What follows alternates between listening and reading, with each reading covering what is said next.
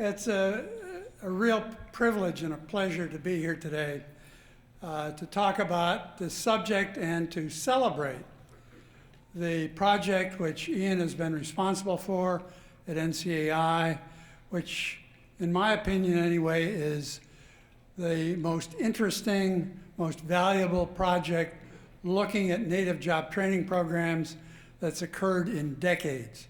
I literally mean decades. The program tends to be undernoticed by many, particularly on the federal side. There isn't an awful lot of money in it.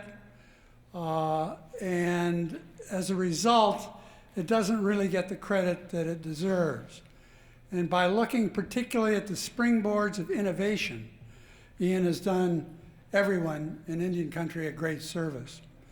It's also a real privilege to be on such a distinguished panel with the chairwoman and with the others, many of whom I've known longer than any of them would admit. So it's a pleasure to be here. And we'll start off by taking a look at the main takeaway for the day. And let me see if I remember how to do this. Innovation is really the springboard of the good things that have happened in Indian country for so many years.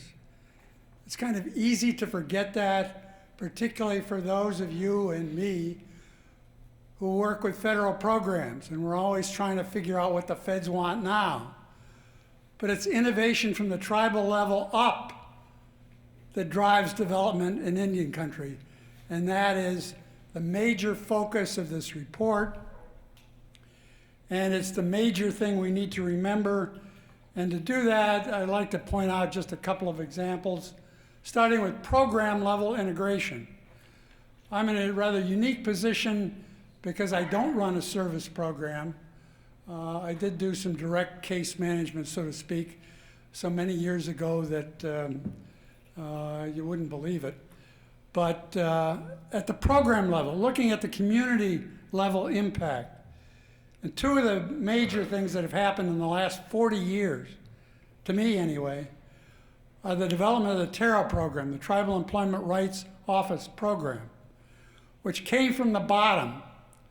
It started with a group of Navajo workers at a power plant, a main power plant, very important in the state of Arizona, on Navajo land.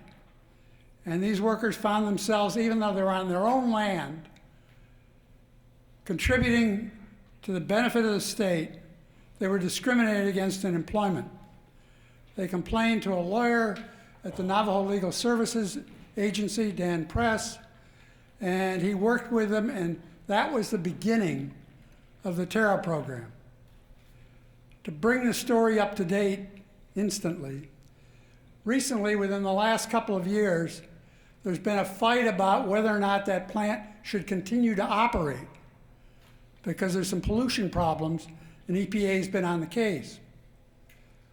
When every politician in the state of Arizona, plus the people who operate the plant, people who have a stake in the plant, went to EPA and went to the Hill to fight for the plant, who do they push out first as the reason the plant should stay open? It's the Navajo workforce, which is 85% of the workforce of that plant. That shows what tribal employment rights compliance work can do. A major innovation came from the bottom up, which is the moral of the story.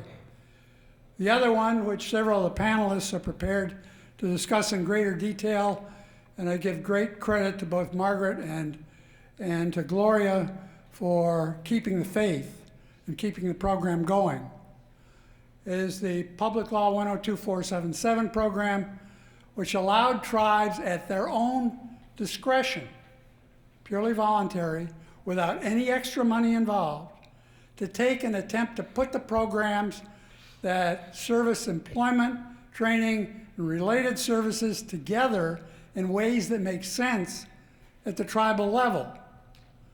This came entirely from the bottom. The story I don't have time to go into at Standing Rock, which is much in the news nowadays, that had something to do with the start of and the genesis of the idea. It was the banner on the law that became 477 was carried by Senator Paul Simon of Illinois. It attracted bipartisan support. Then Senator Murkowski, Frank Murkowski at the time, joined and at one point said to Senator Simon, even though they were ideologically at opposite ends of the spectrum in the Senate, it's very strange that we're in and we both like this thing that will allow tribes to do better with the money they get from these various programs, some in very small quantities, to do something for the tribe at tribal initiative. While the law was being passed, the feds sat on their hands, literally. They didn't think that anything was going to happen. It wasn't their idea. They couldn't knock coordination among programs. They'd been preaching that for years, but it all came from the bottom up. At the individual level, we see that tribal workforce development, native workforce development for tribes, Alaska Native entities, we have a Native Hawaiian organization in the program, and the off-reservation urban Indian organizations. Workforce development operates at the center of a triangle or a series of circles involving education, community needs, including individual social needs, and economic development. Take some examples of innovation in workforce programs focused on education, very briefly. At Zuni, many years ago, Zuni Pueblo in New Mexico, the tribal workforce director there got the University of New Mexico, which had a branch campus in Gallup at the time, to come and actually provide classes on the Pueblo. Nowadays, many tribes have been able to do that. That was one of the first. That came from the bottom up. They got no credit for it. It was a community thing and not something that benefited individual clients, but it was a community thing. On the off-reservation side, a good example in Milwaukee is where the tribal workforce program there created a charter school for at-risk Indian youth, which is still going and in fact has absorbed the workforce program, as a matter of fact. At Nez Perce in Idaho, where they brought distance learning from an Indian tribal college, Northwest Indian College, onto the reservation using distance learning techniques. All these examples show that the innovation, the source of innovation, is at the tribal, the community level. Some community examples across the country, almost uniformly. In the case of the Summer Youth Program, which funds tribes, in the case of the Summer Youth Program and Alaska Native entities, that is an engine for leadership development. We have many people today in leadership positions at the tribal level who came out of that program at one time or another. Many other people who have been very distinguished came out of that program. And that's again what happens because tribes have some flexibility, used to have, in how they use their money. Take a small community, a village in Alaska, the northernmost of the villages in southeast, at Yakutat, where they developed the idea early on when the internet was still fairly new, of being able to market craft skills, crafts products produced in the community of Yakutat, which has no land transportation to it whatsoever, accessible only by water and by plane, and market those things outside, generate economic development for the village. At Coeur d'Alene, in one of Ian's case studies, the education pipelines development, which included job training, helped to provide a focus on tribal members who were at risk, starting at a very early age. Something that needs to be done much more often. It came from the community and a decision made by the council. On the economic side, we have a couple of examples in terms of training for the arts. One a very long time ago. Remember, I was around at the creation. A very long time ago in New York City, where they trained Indian people for jobs in the theater a major activity in New York City.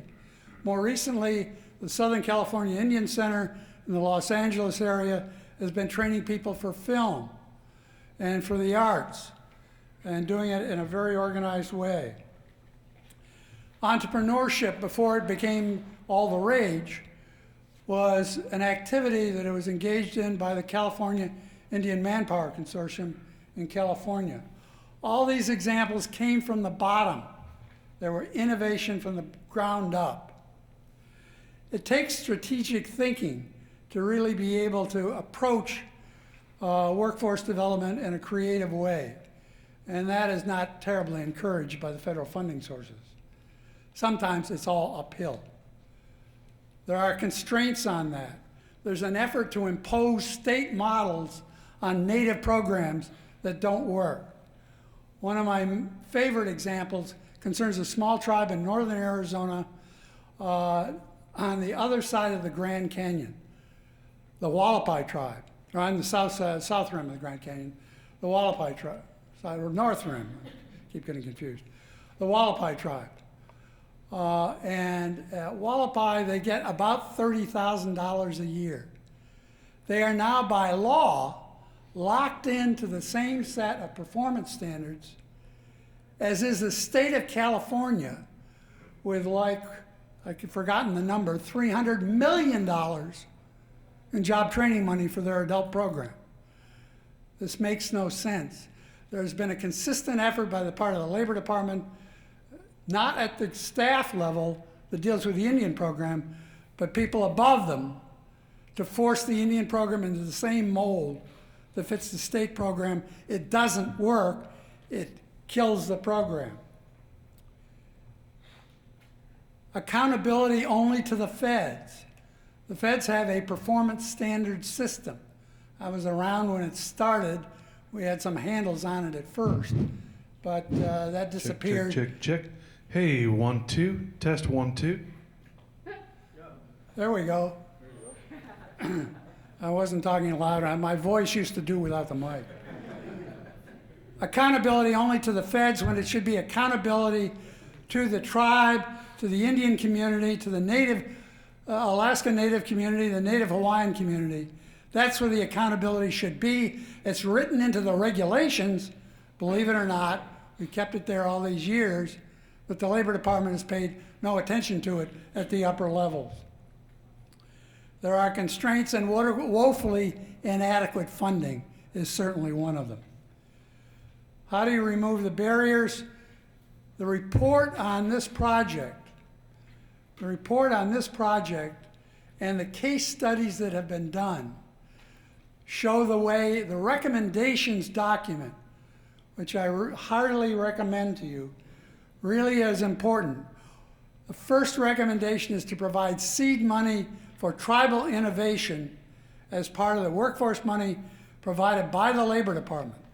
This draws on an example many years ago in the Department of Education, as a matter of fact, which was very influential in creating some innovation in education programs. Provide seed money for tribal innovation that is not chained to the wall by the performance accountability system in the law. That is possible because there's a waiver authority there. It needs to be exercised. The seed money needs to be there, even in small amounts. It's small amounts that do a lot of good, amazingly enough. Lesson of my life. Accountability, first of all, to the tribe, the Alaska Native Organization, the Native Hawaiian community. Accountability to that constituency that counts, not external standards which were developed solely for state-level programs. And a justification for adequate resources. I think a lot can be done with a little money. When I talk to my friends who are running job training programs that are woefully strapped for money, they laugh at me. Okay, I believe the best things in life are free, you know, kind of a very old hang-up of mine.